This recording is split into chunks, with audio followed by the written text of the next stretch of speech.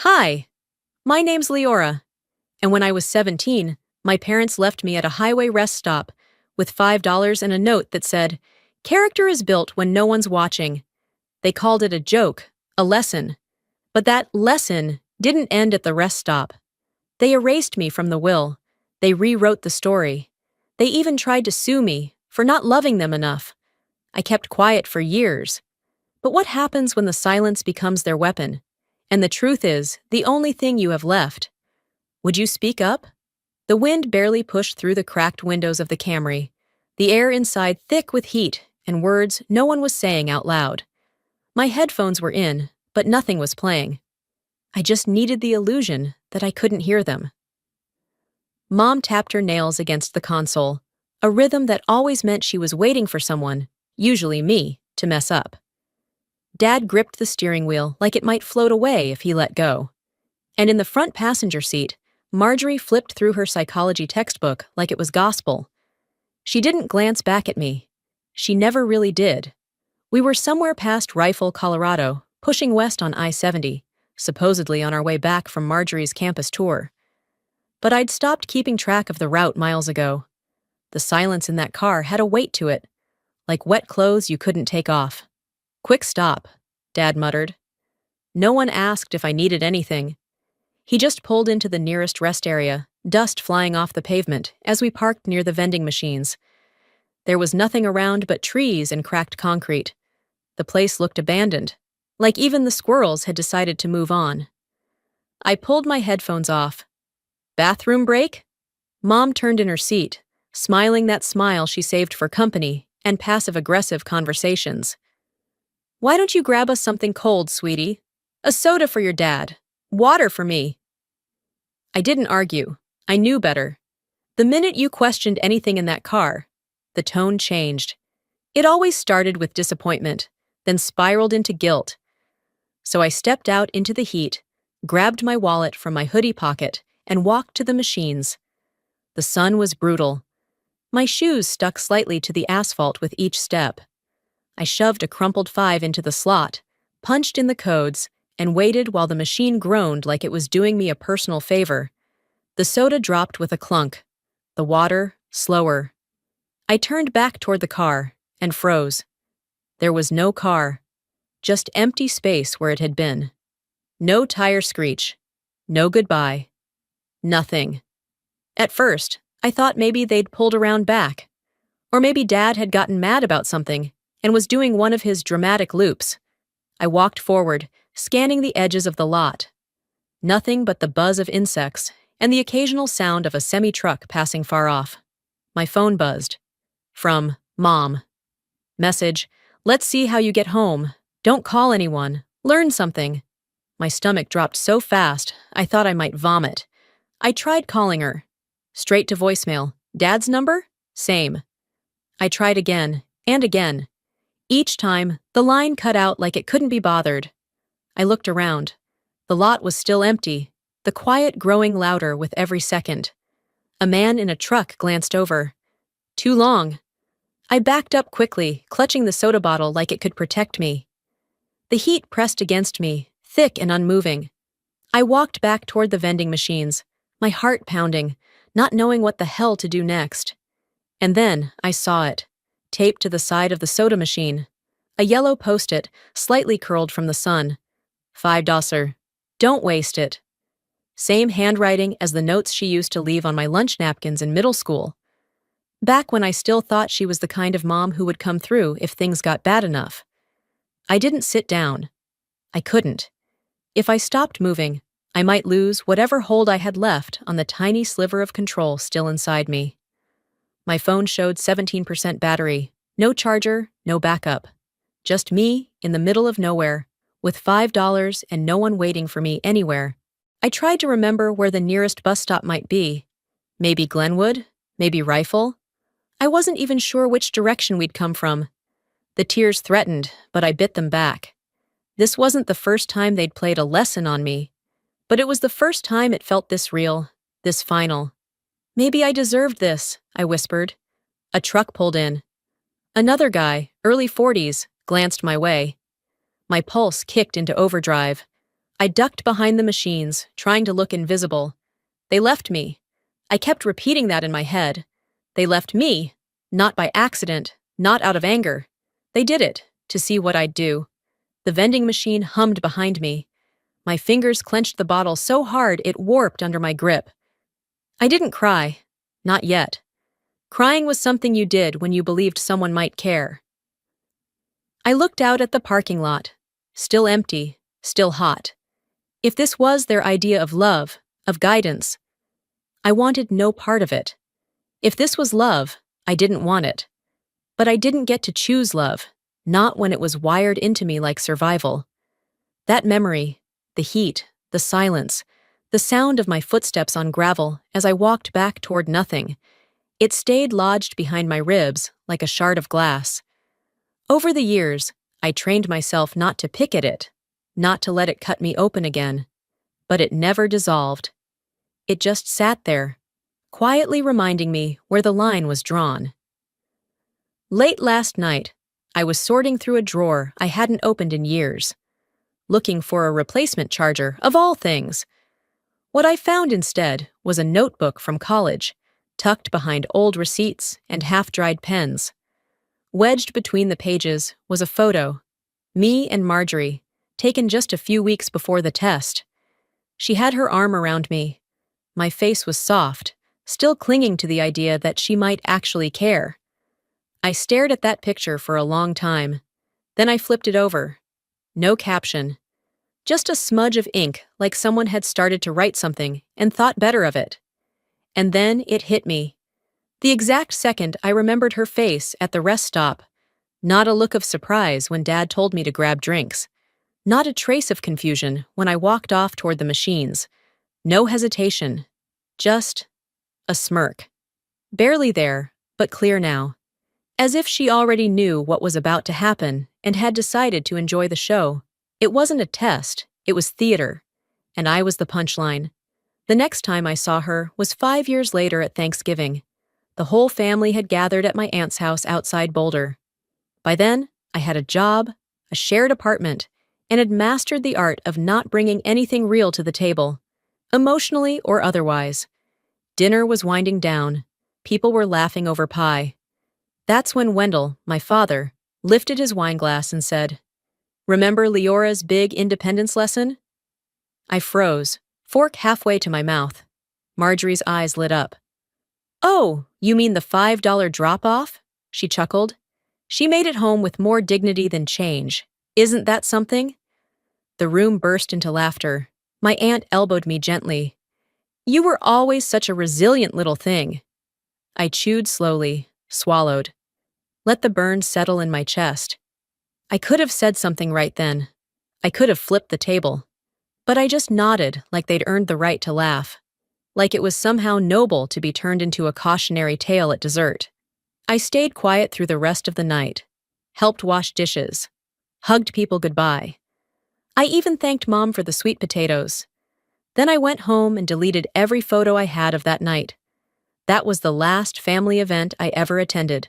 From that point on, I began collecting, not souvenirs, but proof. Screenshots of texts, voicemails that went from sweet to manipulative, casual slips in conversations where they told people they'd tough-loved me into greatness. Every piece went into a folder on a drive I kept encrypted, labeled simply, "Just in case." I wasn't angry, not then. I was just preparing, quietly building the only kind of armor they couldn't see. Back in my apartment today, I looked at that photo one more time. Marjorie's smirk, my soft face, the before and after of trust. Then I tapped and held, delete. A simple act, no rage, no ceremony. If history is written by the loudest voice, then I guess it's time I started speaking up. And if they didn't want their version questioned, maybe they should have thought twice before laughing at mine. I closed my laptop and walked across the studio to the archive shelves tucked into the back wall. It was quiet. Mid-morning, slow traffic outside. Just the faint buzz of my assistant humming to herself in the front office. I wasn't looking for anything specific. I just needed to move my hands, sift through something physical, something I could control. My fingers grazed a napkin folded neatly between two leather-bound design journals. I recognized the print right away. Diner style, cheap and soft.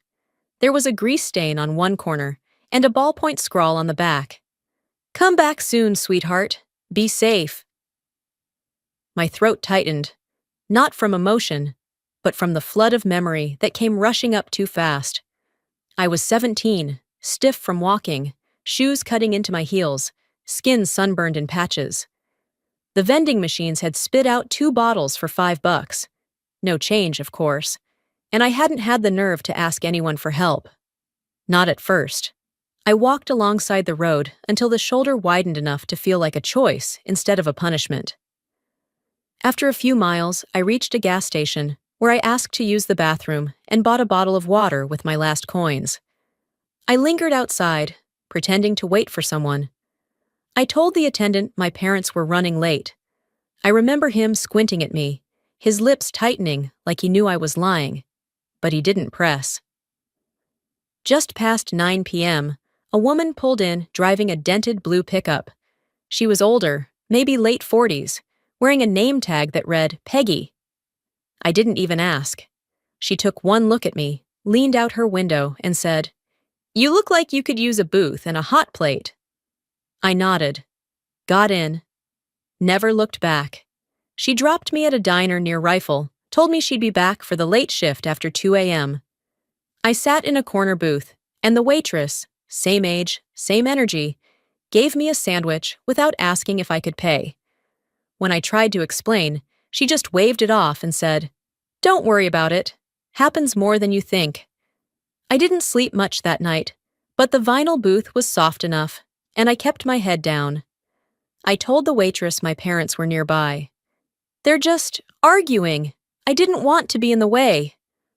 She nodded like she'd heard that before. I don't think she believed me, but she let me be. By sunrise, I'd mapped out a plan on the back of a napkin. How to get to Glenwood, which buses ran where, and what I could possibly do to buy myself more time. I never called anyone. I didn't cry.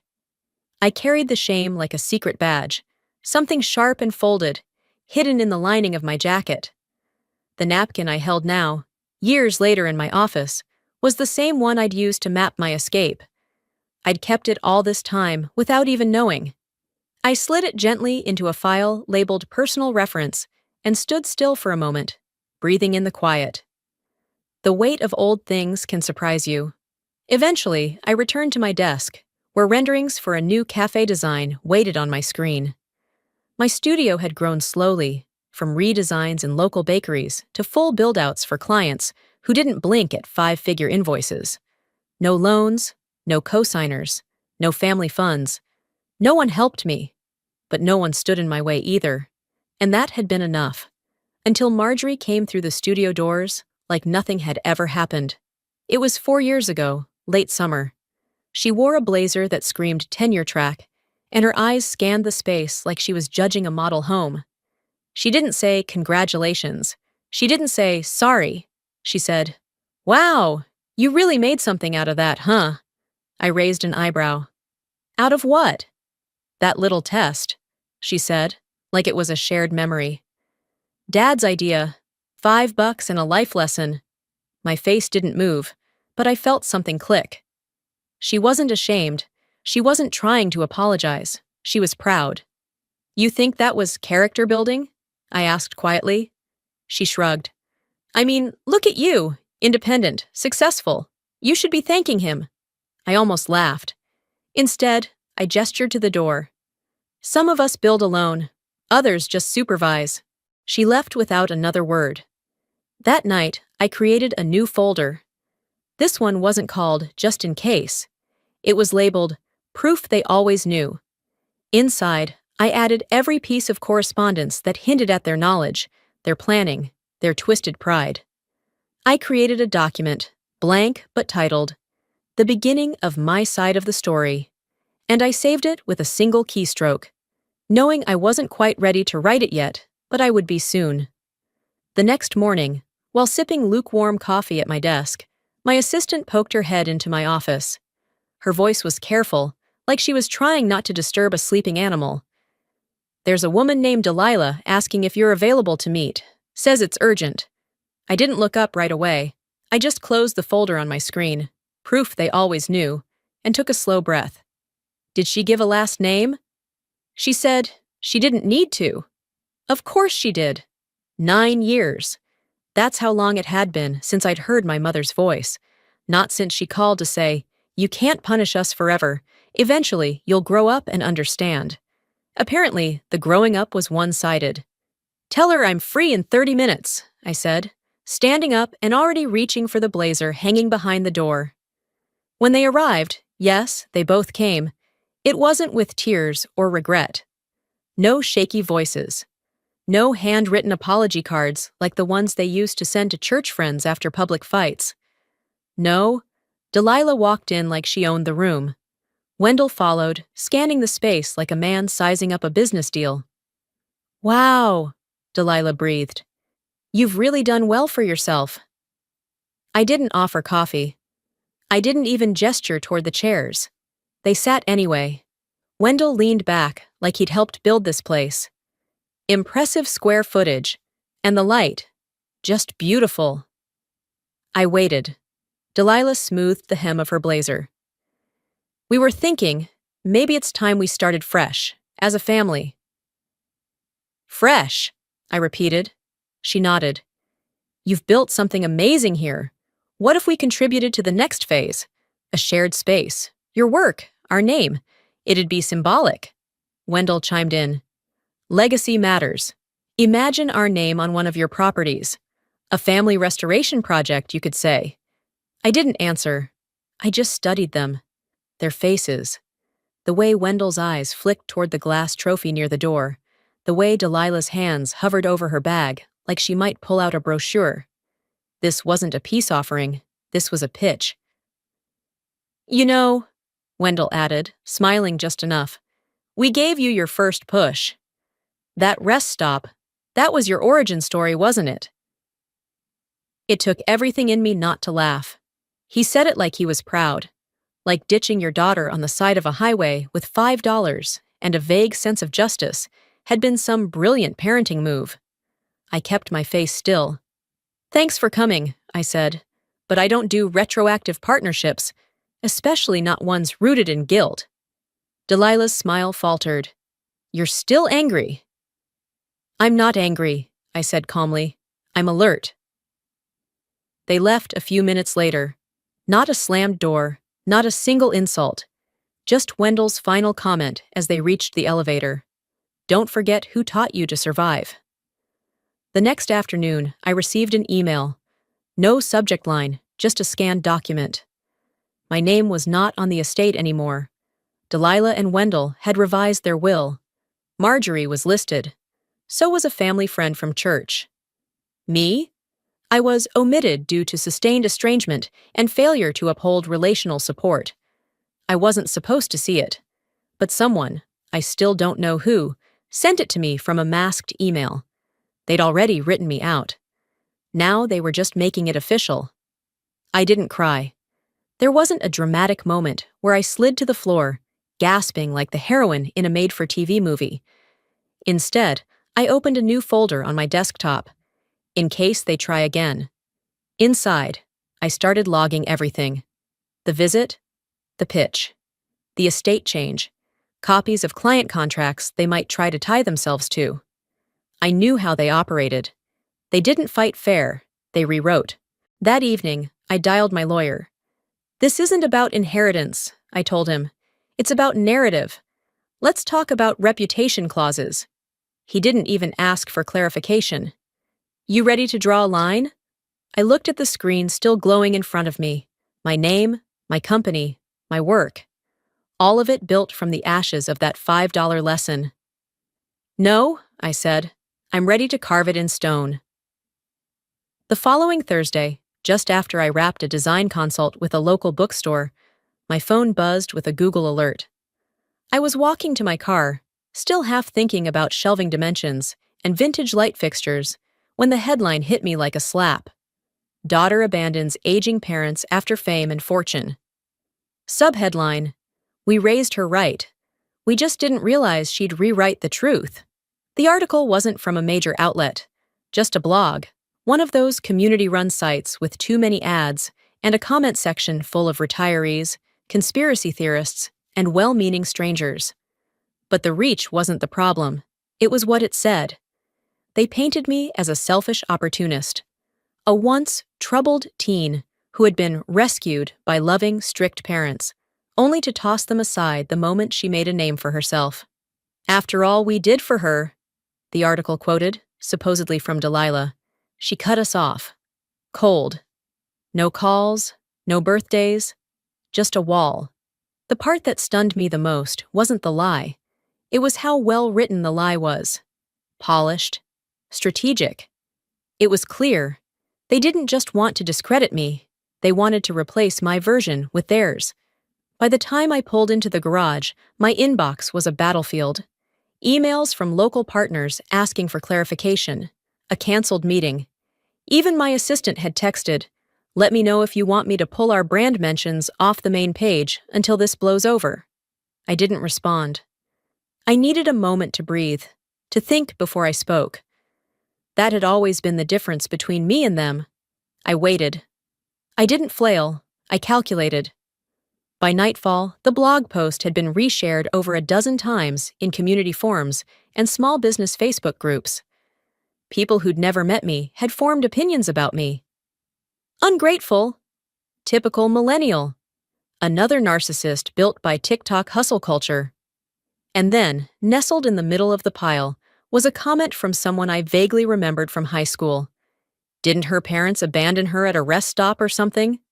Reply, no, that was a misunderstanding. It was a teaching moment. Kids today are so dramatic. I stared at that screen until my eyes burned. I didn't cry. I didn't scream. But I opened my social app and started typing. Then I stopped, deleted it, typed again, paused. Finally, I posted this. I was left at a rest stop with $5. I didn't forget. They just assumed I would stay quiet. That was it. No hashtags, no dramatic punctuation, just truth, undecorated. The response was slow at first. A few likes. One heart. Then the messages started. Some were kind. A few were people who knew the family, who apologized for staying silent. One message came from a woman who used to teach Sunday school at our old church. I knew something wasn't right back then. I'm sorry I didn't say anything. Another from a cousin. If you need someone to speak up, I will. You were always the strong one, even when we didn't deserve your strength. But for every voice of support, there was someone parroting the lie. Sounds like someone's bitter they didn't get their inheritance. Maybe she just hates being held accountable. So dramatic. Who leaves a kid with only $5? That's ridiculous. It would have been laughable if it hadn't been so infuriating. I was ready for the noise. What I wasn't expecting was the envelope that arrived the next day. A courier dropped it off at the front desk of my studio. Inside, a formal cease and desist from Delilah and Wendell's attorney. The letter accused me of defamation, emotional manipulation, and intentional character sabotage. I read it twice, then set it down without blinking. My lawyer called an hour later. Want to respond now or wait until they escalate? I smiled for the first time in days. Oh, we're not responding. We're preparing. I forwarded him the blog post, the screenshots, the comment threads. I added a copy of the letter to the In Case They Try Again folder, now bloated with layers of their orchestrated truth. This wasn't about who had the louder voice anymore. It was about who had the receipts. I wasn't angry in the way people expect. No shouting, no slamming doors. My rage was cold, organized, labeled, cross-referenced, and I wasn't waiting to be rescued. I was building my case, line by line. They had taught me how to endure, but I had taught myself how to speak. And this time, I wasn't staying quiet. He didn't realize. This wasn't me making a mistake. This was me marking the line they'd already crossed. The next morning, just after 8 a.m., Mia came into my office carrying a slim stack of printed pages. Her eyes said more than her mouth ever could. She placed them on my desk without a word, and just stood there, arms crossed, lips tight. I picked up the first page and scanned it. Fabricated emails, dozens of them, sent from fake accounts using variations of my name. Messages laced with profanity and threats, addressed to clients, collaborators, even a vendor I'd only spoken to once. Some claimed I'd refused to pay invoices. One said I berated an elderly customer in front of staff. None of it was true. Then came the Yelp reviews, anonymous, but strategically timed. One claimed I'd verbally assaulted my aging mother in public. Another accused me of exploiting trauma for profit. It was too calculated to be coincidence. I looked up. When did these start going out? Mia replied, 3 days ago, but yesterday's batch hit harder. Someone copied your exact email signature and CC'd our company account. One of our investors flagged it this morning. I thanked her and told her to call IT. By 9:30, I had my head of security and our lead tech on a video call. We dug into IP origins, headers, server trails. Most were routed through VPNs, but a few slipped, careless, maybe rushed. 2 messages came from an IP address linked to a residential Comcast account in Fort Collins, my parents' house. I didn't call them. I didn't send a text. Instead, I clicked open my legal folder, made a new subfile titled Digital Defamation, and began uploading everything. They didn't want peace. They wanted control. And now, they were pushing into a space I'd built with my own breath, trying to poison it from the inside. They thought I'd freeze, that I'd stay quiet, that I'd protect them again. But that version of me was long gone. I pulled a storage box from my bottom drawer. Inside, sealed in a weathered envelope, was the vending machine receipt from that day. The day they left me. Yellowed edges. A light crease down the middle. On the back, still legible in her handwriting, $5. Don't screw it up. I hadn't shown that to anyone. Until now. I scanned both sides, saved the file under a new label. Origins. It was more than a receipt. It was the first record in a timeline of erasure, proof that they hadn't just abandoned me. They'd documented it like a joke. My lawyer called that afternoon.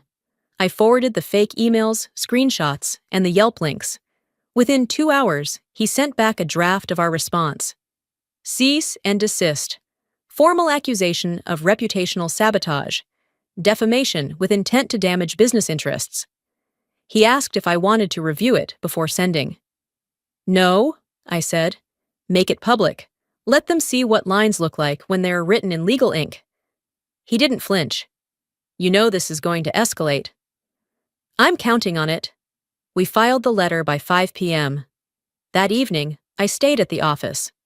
I wasn't hiding. I was anchoring. This was my ground, my building, my name on the wall. Around 9 p.m., my phone buzzed. Voicemail. I didn't recognize the number, but something in my gut knew. I hit play. Wendell's voice came through, hoarse and slurred. He sounded like he was halfway through a bottle and not planning to stop. You think this ends with a letter? He said. You think dragging us into court makes you the hero? There was a pause. Breathing. A muttered curse I couldn't make out. You've made a mistake, Leora. You're not as untouchable as you think. Then the line went dead. I listened again, this time with less emotion. The voice I used to shrink under had lost its weight. I forwarded the message to my lawyer, added a copy to the folder, and then, for the first time in months, I turned off the office lights and drove home with the windows down. The air wasn't clean, but it was mine. The air was still sharp from the drive home. I hadn't turned on music, no distractions, just the hum of tires on pavement and that voicemail echoing in my head like a warning I'd already outgrown. The next morning, I arrived at the courthouse early. Black pantsuit, hair pinned back, no makeup beyond the essentials. This wasn't about performance, it was about record. When I stepped inside, the building felt colder than usual. Not in temperature, more in tone, like even the walls were holding their breath. My lawyer met me near security with a quiet nod. No small talk, no posturing. We filed the case just after 9 a.m. Leora Ray vs. Delilah and Wendell Ray charges: defamation, intentional infliction of emotional distress, business interference, online identity manipulation. By noon, the court docket was public, and within hours, the vultures started circling. Local outlets picked it up first, then blogs. Then someone on Twitter made a thread dissecting every scrap of online mess tied to my name for the past 6 months. All the fake emails, the timing of the Yelp reviews, the anonymous interviews in parenting forums. It unraveled quickly. And of course, Delilah and Wendell had a counter-move ready. That night, a glossy article hit the front page of a local magazine. When families fracture, a heartbroken mother's plea for peace, the cover photo was staged. Delilah seated at a garden table, holding a coffee mug like it weighed 10 pounds. Wendell behind her, hand on her shoulder, like they'd been living in a Hallmark card. The interview was everything I expected. Quotes about unconditional love, about daughters forgetting where they came from. Wendell said, "We never raised our voices. All we ever asked for was respect." Then came Marjorie, on livestream. The same sister who smirked at the rest stop, who praised the lesson years later. "She always misunderstood us," she said smoothly. "Our parents did the best they could. They gave her structure. She turned that into resentment." People ate it up. The wounded daughter versus well-meaning parents narrative. Clean, convenient, familiar. But I didn't flinch. I didn't even respond, not directly. Instead, my legal team posted a link to a Dropbox folder labeled "The Story They Never Told." Inside were 4 files. File 1, a scanned vending machine receipt, dated, time-stamped, location tagged. File 2, a screenshot of a text from Delilah, years later. "Let's see how long it takes you to get home. Don't call your aunt." File 3, property records for my studio, every penny documented, no co-signers, no family help. File 4, the video. Wendell, sitting in a folding chair at a barbecue, red Solo cup in hand. A friend behind the camera asking, "So what happened with Leora again?" He laughs, slaps his knee. "Left her with $5 and a soda. Told her to figure it out. Best damn parenting move I ever made. That shut her up real good for a while." Silence. Then laughter. He looks straight into the camera. "She'll thank me one day." The clip spread like wildfire. By the following afternoon, hashtags started showing up. $5 daughters, just character building, gone wrong. Taught, not loved. People started writing in. My inbox, once full of sponsorships and contracts, became a landing pad for stories. A teacher who was forced to walk home in the rain for forgetting her trumpet. A nurse whose dad locked her out for being 5 minutes late. A grandmother who still remembered being left at a bus station in '64. Not everyone believed me, but enough did. Support poured in, not with pity, but with recognition. Then my lawyer called again. "They've filed a new claim, counter-lawsuit, citing filial responsibility." I almost laughed. "Let me guess, emotional abandonment?" Exactly. They're alleging neglect of parental care in their senior years. Of course they were. They couldn't win by narrative. So they pivoted to legality. But what they didn't realize was this. I wasn't reacting anymore. I was leading. "Perfect," I said. "Let's put it all on record." He paused. "You sure?" "They wanted to use law like a club. I'll use it like a scalpel." That night, I poured myself a glass of water, walked out onto my balcony, and stared out over Denver. Neon signs blinking in the distance, horns echoing low from a nearby freeway. I wasn't just fighting for me anymore. I was fighting for every daughter who was told that abandonment was a lesson, that silence was strength, that bruises were blessings in disguise. The truth wasn't just mine. It belonged to all of us. The sky was already beginning to turn when I got the call from my attorney. His voice was steady, but there was a tightness behind it, one I'd come to recognize over the years. The kind of tone people use when they're trying to tell you something ugly without making it sound dramatic. "They've filed the suit," he said. "Of course they did," I replied, pulling off the freeway and into the courthouse parking lot. What's the angle? Colorado's filial responsibility clause. They're framing it as abandonment of duty, emotional and financial neglect of elderly parents. That's their claim. I let out a short breath through my nose. Not quite a laugh. Not quite disbelief. Just confirmation. This wasn't new ground for them. It was just a new costume. By the time I walked into the courtroom the next morning, the press had already arrived. Not many. Just enough to remind me that whatever happened inside wouldn't stay there for long. Delilah and Wendell sat at the plaintiff's table like a couple from a retirement home brochure. Soft pastels, hands folded, eyes downcast. The performance was meticulous. Wendell wore reading glasses he didn't need. Delilah dabbed at her eyes with a tissue before court was even in session. And then there was Marjorie. She didn't come to the courthouse, not physically, but her words were there, printed, distributed, and reshared. A letter on Medium. A headline that read, "When forgiveness is impossible, a sister speaks out." She wrote, "Leora's turned our family's quiet dysfunction into a public circus. She's monetized pain, rewritten memory, and abandoned people who only tried to shape her into someone strong enough for the world." The comments were mixed. Some praised her honesty. Others called it damage control. But the one that kept resurfacing said simply, "Imperfect parents don't leave kids on highways." That morning in court, I didn't bring a speech. I didn't practice lines. I brought facts. When it was time to testify, I stood slowly. Not timid, not bold, just grounded. "I'm not here to debate philosophy," I began. "This case isn't about whether parents are allowed to make mistakes. This is about rewriting guilt into law." I felt every pair of eyes in the room. They didn't raise me, they trained me, they tested me, and when I passed, when I survived, they claimed credit for the scars. I handed over exhibits, emails connecting them to the online defamation, a scan of the vending machine receipt with Delilah's note on the back, screenshots of texts discouraging me from asking extended family for help, a notarized statement from a therapist outlining the emotional pattern of coercive parenting, and finally, the video. Wendell laughing about the $5 drop-off, calling it the best move I ever made. It played for the room in silence. No soundtrack, no explanation. Just his voice, his words, his pride. I didn't look at my parents while it played.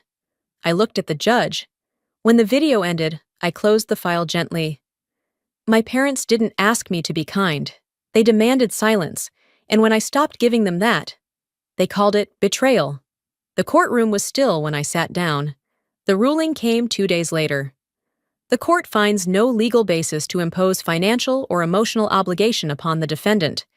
This is not a case of neglect. It is a dispute grounded in emotional history, not legal failure. Outside the courthouse, cameras waited. I didn't stop. I didn't speak. That night, I posted a single sentence to my account. "Closure isn't peace, but it's a place to rest." The likes came fast. Then comments. Then DMs from strangers saying, "Thank you for saying what I couldn't." And for the first time in a long while, I didn't feel like I had to reply. I didn't owe anyone a follow-up or a headline or an apology for surviving out loud. I stood in my kitchen, barefoot, holding a mug of tea gone cold, watching the sun dip past the rooftops. It wasn't joy, it wasn't relief, it was just stillness, and sometimes that's the closest thing to healing we ever get. And this time, I'm not looking back. I hadn't driven that stretch of I-70 in nearly 2 decades, not because I couldn't, but because I wouldn't. Some roads leave more than tire marks, but on a cool, wind-bitten morning in late October, I turned the ignition, pulled onto the highway, and pointed myself west.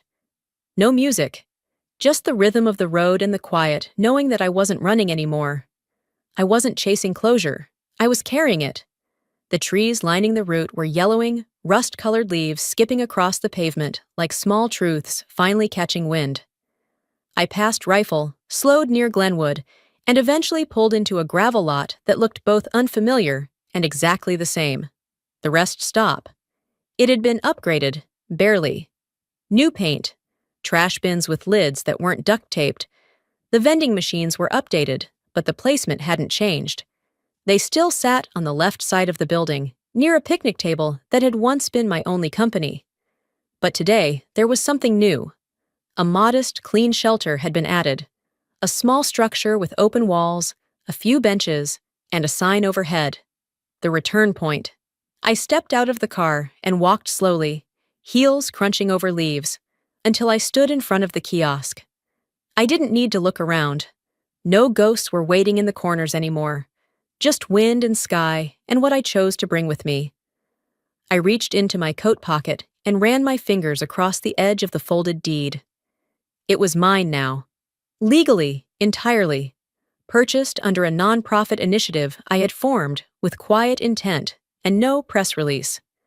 The only press involved had come last week when a local newspaper stopped by to ask about the shelter. I had declined an interview. "This isn't about me," I'd told them. "It's about making sure someone else doesn't get left behind." I didn't mention the $5. I didn't mention the day. I didn't need to. Inside the shelter, there were small lockers for free hygiene kits, a map of public transportation lines, and vending machines that dispense snacks and bottled water. No payment required. Above one machine was a plaque that read, "For anyone who was left, may you find your way forward." I stood there for a long time, reading that sentence over and over. It wasn't meant to be poetic. It was just true. Footsteps behind me were soft, but I recognized them before I turned. Ramona. My aunt hadn't spoken to me since the court ruling. We'd exchanged a few messages, but nothing that felt like resolution. Still, there she was. Gray cardigan, hands folded in front of her, a worn envelope tucked under one arm. We didn't hug. She didn't cry.